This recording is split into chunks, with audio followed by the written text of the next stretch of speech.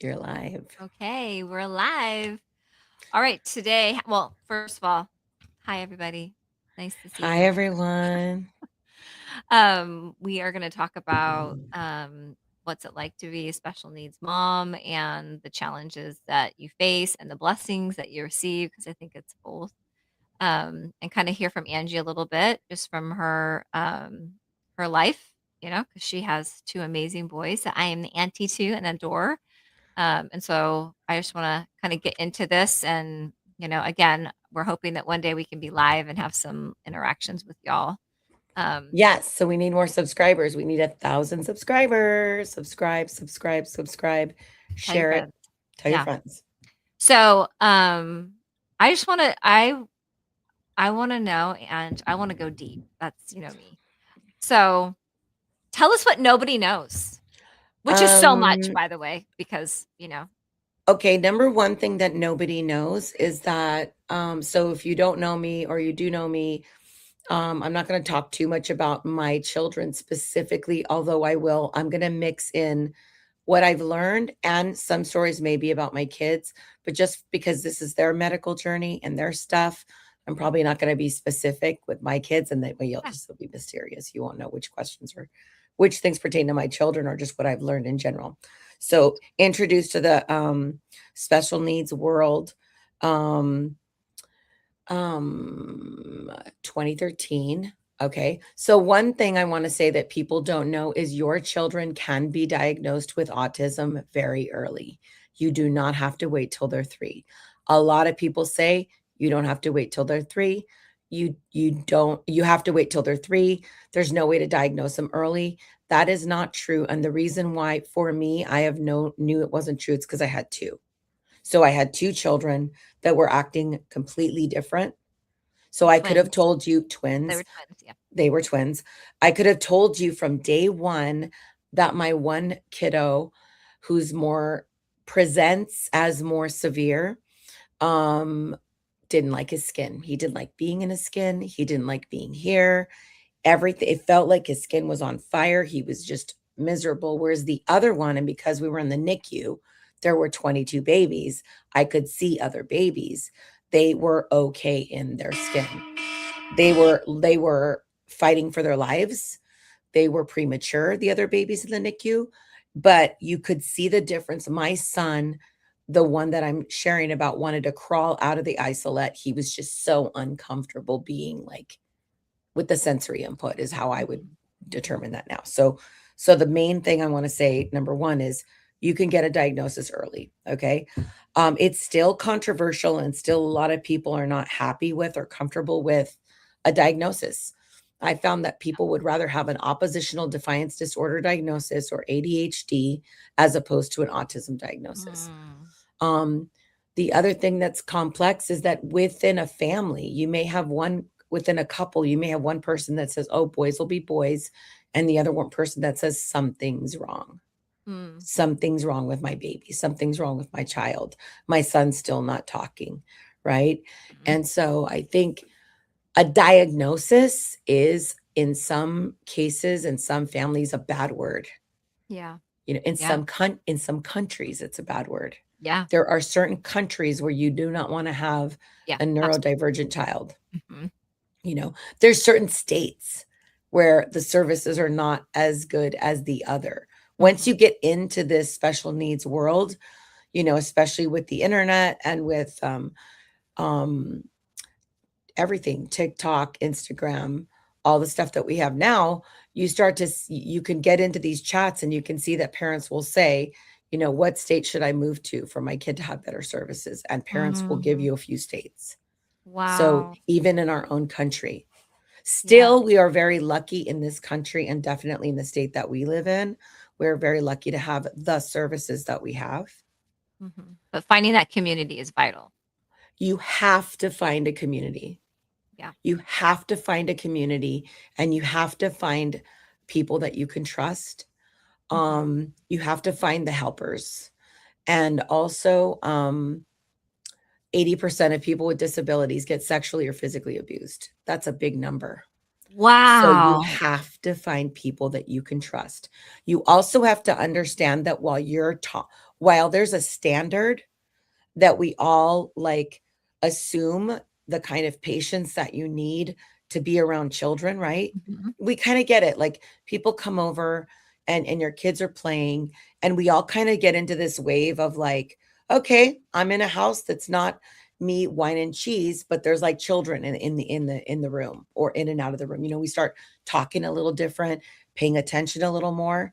Mhm. But if that's a 0 to 100 with regular neurotypical kids, you probably amp yourself up to like a 30. With special Wow. needs kids, you gotta amp yourself up to like 80, and it's Mm. all the time. I tell people that Mhm. my life with my special needs kiddo was like being a Secret Service agent and a fireman at the same time. Where are the exits? What's gonna Mm. happen? You stop wearing heels, you Being start on. wearing flats, you start pulling your hair back, you're not wearing makeup anymore. There's just like people a lot of what I noticed when I went to this first TACA, it's Talk About Curing Autism. It's an organization which everything in autism is controversial. Some people love it, some people hate it. But I go to this convention and I'm looking around and everyone's wearing jeans and everyone's gained a couple pounds and everyone's got their hair cut. And Mm. that's because special needs kiddos will grab your hair and pull it and then headbutt you sometimes, not all of them, Mhm. but sometimes. Yeah. So it's like you get prepared for whatever's going to come at you. Mm. So what is something like I know you're in a different stage, and I think every stage of raising your kids, um, you change as a mom. You change, you grow, and they change. And so, how you interact, how you do things changes. Yeah. Right when they were young, like 5 and under, right? Mhm. What was something that nobody knew for you? Like what you were dealing with and having to manage that, you I know think I think the biggest challenge with twins and definitely with special needs kiddos is the sleep deprivation. I think everything else is manageable with helpers, but I think the sleep deprivation is what got me and what I felt like I wish I used to actually my mom's older obviously than me, but at that time she was living in a senior community and I thought to myself, because I know a lot of special needs moms, I thought to myself, it would be great to get an apartment in that community that us special needs moms would just share where we could just go just to sleep one night Wow. because you cannot sleep in your own house. Mm. You're on guard. You work at home. So it's your job. It's like basically like I know residents, doctors, they like Mhm. sleep in the break They room or have, they like, s- a they room. have like Yeah, cot rooms. yeah. Like that's basically your life is the sleep deprivation, I think, that I Mm. was managing. So I did have two, and that's different because even just two typical children developing, they go from like sleeping to not sleeping. So I remember one night in particular, I had one son that was up until 11. The other one went to bed at like 7. So then one went to bed at like 7:30, the other one went to bed at like 9. So I was up with my one that stayed up late till 9:30. Well, as soon as he went to bed, the other guy woke up at 11, and then the other guy woke up at 1, and then that guy woke up at 3, and then the other guy woke up at 5 or 4, Gosh. and so I wasn't sleeping. Oh my And I god. and I only remember that because there was a time where they started sleeping through the night, and it felt like I was taking, like, I would imagine what heroin feels like to be able to sleep because I got Mm. to sleep. And then something happened and they weren't sleeping again. And I felt like an addict. I was like, if there was a drug that I could take, I would take it now because I just want to sleep. 'Cause So you're it's so the sleep tired. deprivation that you So exhausted. cannot, yeah. Oh my gosh. And you love your children. Okay, Well, so let's yeah. just forget Yeah. about the hard part. I want to be with my son. If my son can't sleep at night, I want to hold him. I want to comfort him. I want to soothe him back to But sleep. sometimes you don't. I mean, even as a mother, there were times I was like, "Please, God, please. I'm so tired. I'm so tired." You're just so exhausted. You're begging because, you want if the freaking 2-year-old's up, then the baby's asleep and vice versa. It's just yeah, it just happens where you're just sleep deprived. But you having twins is like it's that And I think already. It's like 2 different directions you in been one. bring up a really good point. And I will say this, I will say that for the most part, moms are moms, special needs, regular, neurotypical, you know, I can't think of I've had a couple gentlemen or a couple guys that didn't quite get it. And then of course you get your people that are judging you for not raising your kid properly at Walmart with the bright lights and everything. But you Mhm. know, for the most part, moms are very understanding. Other Mhm. moms get it. Yeah. They know they don't have an autistic child or a special needs child, but they know what it feels like to be so desperate and so tired and have given up your identity to a certain extent during a certain period of life. And Mhm. I think that's the other thing that is challenging or that is heartbreaking is the fact that you don't know if your child's going to develop enough to be independent by the time you're gone. Mhm. And raising a kiddo knowing that like I'm not going to finish my work with him in my lifetime can be Mm. very profound. Yes. But that crosses autism, that can go into other, I Yeah. always in my work, I call it like an exceptional diagnosis. So that goes in, like kids with diabetes, childhood diabetes, like or kids with food allergies, Mhm. that they're teenagers now and they're allergic to nuts. And it's Mhm. like, how am I going to be there at prom with my kid when Mhm. someone wants her to try a brownie, a Mhm. regular brownie? I mean, like that happened in our community. We lost a girl. Her parents got her all the way to to high school, and she had a bite of a brownie and didn't get the EpiPen quick enough. So Oh it's my like I gosh. think us as moms, we get it. We all get it. It's a heightened level, Yeah. and there is no rest, as much respite, but you know, we can understand. Yeah. Okay, so let's talk about, I know these are personal things I'm asking you, but like raising kids is hard on a marriage. I would imagine raising kids with special needs is even harder on a marriage because you're even more distracted, you're even more stressed. Um, so talk to me about that journey for you guys. So that journey for us has really been I will say this, for the most part, has been very good because I think in the beginning, before we really understood how long autism lasted, Mhm. I have a very cooperative husband who's like, just tell what's going, yeah, let's go. He'd go to the doctor or he would say like, I can't go, but I know you got this. If it has to do with the kids, I know you got it. And so that was very helpful. I have to say that because some,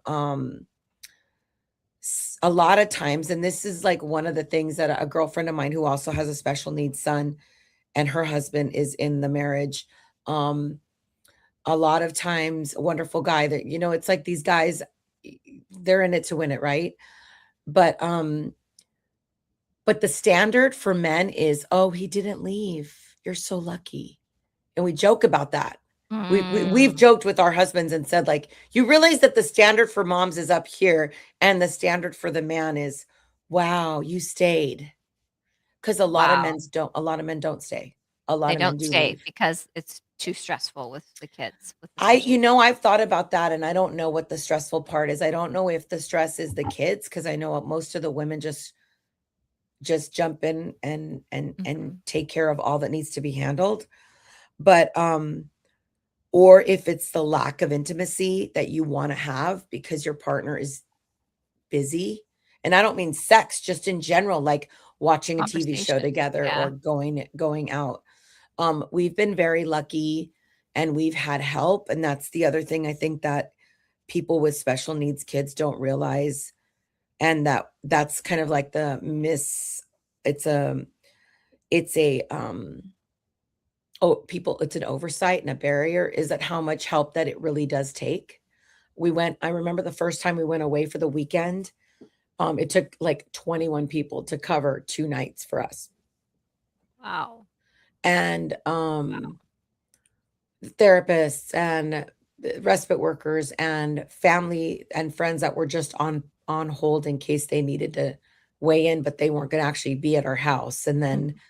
then, just it's just a lot of people. Yeah. Even the teachers at the time, they knew we were going out of town for the weekend. They're like, "So I'm around if you need anything." And of course, it's not their job. That's above and beyond, but they know your kiddos. Yeah. They know your kids better than anyone else. They're with them every day. And I think that's something I was trying to touch on earlier is like I have um developed a really high tolerance for patience and for capacity, you know, um I like that. Yep. and because of that, I don't really know what's hard. So that's the other thing where when people Mm. say like there's so many memes and jokes about a special needs parent finding a sitter, it's like because I remember I had left my mom. I always say the same thing. So I know that this is what I said, but like when you're with my kids or kid, just be with them. I don't need you to clean. I don't need you to fold a towel. I don't need you to like wipe the sink. Just be with my kid because they don't understand autism. And so my mom decided to do some laundry while she was watching my son.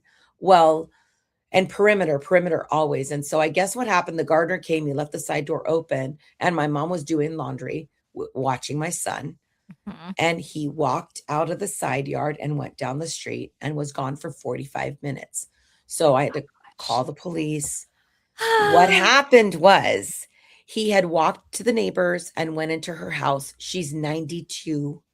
She did not have the capacity or the training to coach my son out of her house. So she was stuck in her house with my Mm. son in her house looking at all these fans. So she couldn't even go outside to say, like, I have a child in here. Can someone? I mean, she could have called 911, but she just this really nice lady who, like, Oh my just gosh. didn't know what to do. She Yeah. didn't know what Yeah. to do. And so that's one of the things that people don't realize is that you don't know what you don't know, and you don't know what to transfer to other people that they may not know. So I would say just Mhm. keep an eye on him. Just watch him. So it's What gotta be hard on the marriage in that you guys don't actually get time away you don't from get each time other. away and you don't get the regular milestones that people get to enjoy, Mm. with the walking, and you share some of those milestones with therapists instead of with your partner Mm. Mhm. because your Mhm. partner's not there. Your Mhm. partner's working or Mhm. you're the other thing is having people in your house.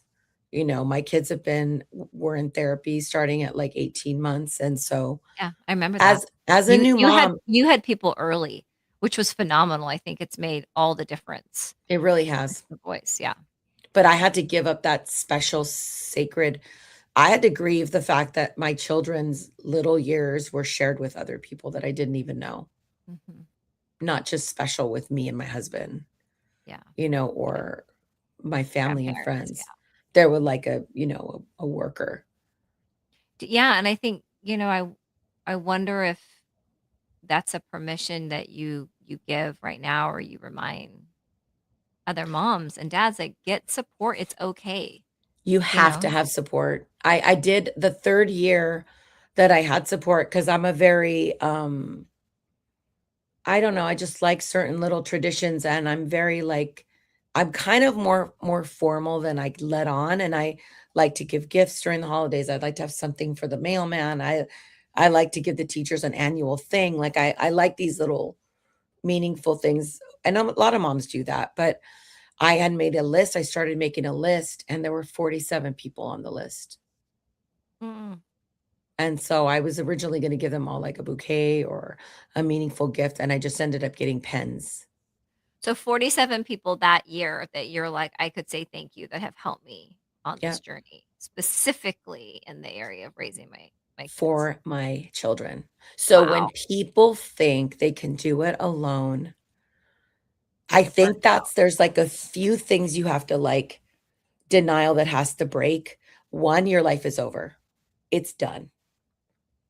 It's a new normal. And I Mm, think that's a really hard one. I still don't yeah. think I've let it go. And it's been 12 years, but like one of you, one of the partners, it's not the way you thought it was going to be at all. And I think if you go in with eyes wide open on that and you just start figuring out the new normal and looking for like the magic in the Mhm. day, then that's better. The earlier, the better. The second thing is it's going to take everything that you have and more, Mm, everything. mm, I remember like all of our like wedding gifts were broken, like my mhm, favorite thing was gone. All the things just start, the friends change, the family members change, the church you used to go to.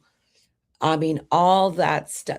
One example that I can give that sounds so privileged, but such like an iconic milestone for me was I remember I'm gonna cry, but I remember going to Disneyland, and, this is before my kids were born, and I was watching the it was the one of the parades, and it had to do with, like, all the different, like, prince and princesses and, like, all the different like, not just prince and princesses, but, like, there was, like, all the different characters one after the other, and I remember just getting emotional because I remember my dad taking me to watch the parade.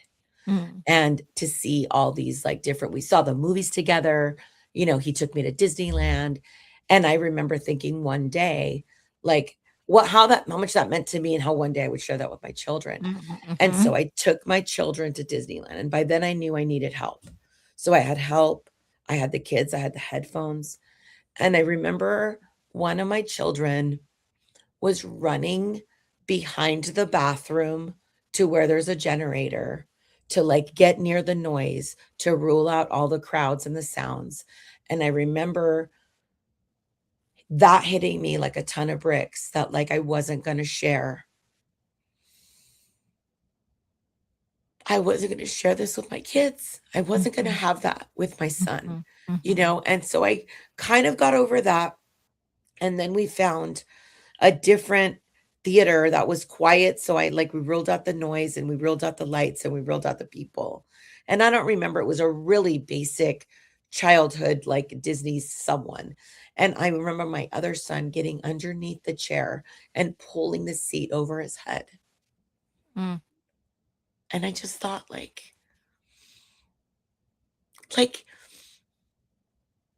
I can't share this with them. I can't mhm. have this with them, and, you know, um, just such a silly thing, such like, out of the blue, But it's a secondary why loss. It's a loss because even as a mom, you didn't expect this. I This did not expect that. I this didn't it was expect trying it. to get pregnant was the big thing for you, was trying to get pregnant, right? Yeah, Trying to have yeah.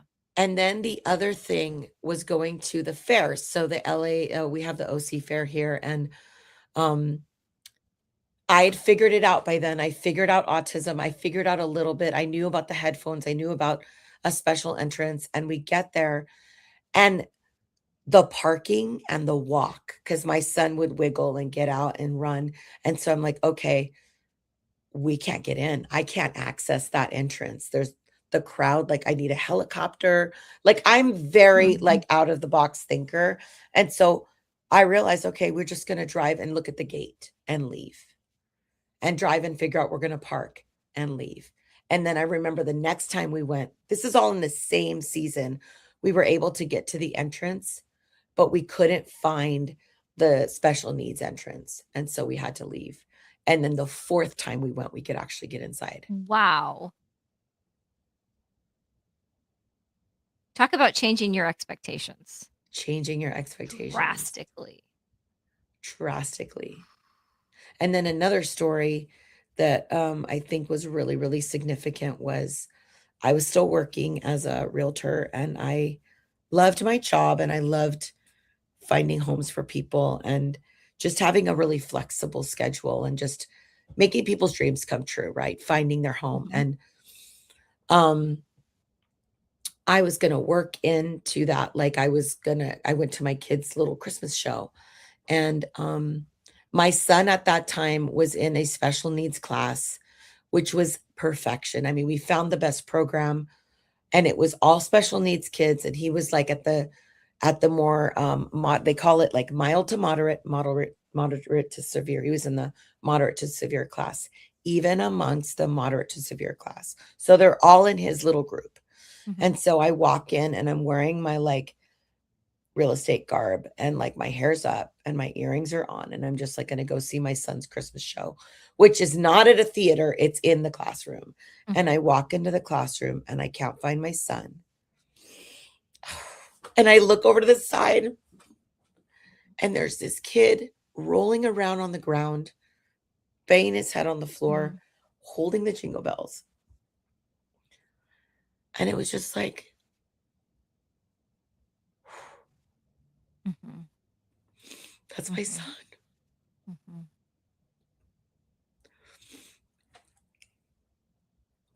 And the amazing teachers and aides and front desk ladies. And I took it really like, I took it and I watched it and I was fine with it. And I have that recording on my phone because I show it to people now and I'm like privately and to see how far he's come. He's come so He's come far. so far, guys. It's The story's amazing. fine. It's fine. It worked out. He did a great. He was Yeah, in, he's amazing. on stage at the beer garden playing the drums now and it all worked out. And but But back then, it was back then it was a I moment. knew that I couldn't make it to the car before I was going to fall apart. Mhm.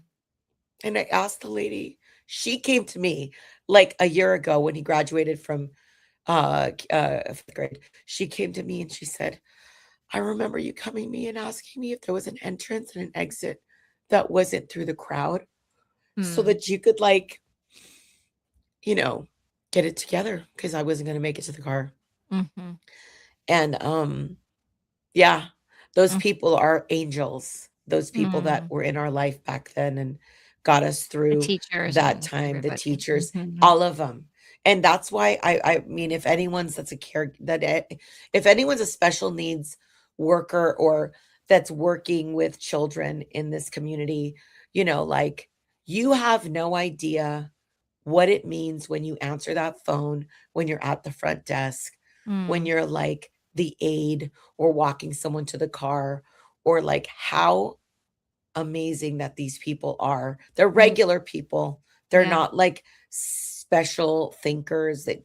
We're you know, that's the other thing that I think like we're getting close to we need to wrap, but we could do this again on a different day. But that's the other thing that people say. And a girlfriend of mine who also has a special needs son, she goes, you know, people always say to me and to her, like, I don't know how you do it. Like, how do you do it? You must be a saint or you must be. And it's like, no, don't think that. We're Yeah. normal people. I do it We're, because I have uh, to. we I mean, have to. You do it yeah. because you have to. Mhm.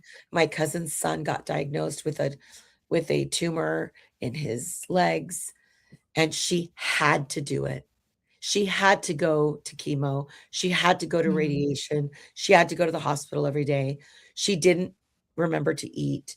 She just did it. You know, we all just do what we have to do for our kids, Yeah. you know?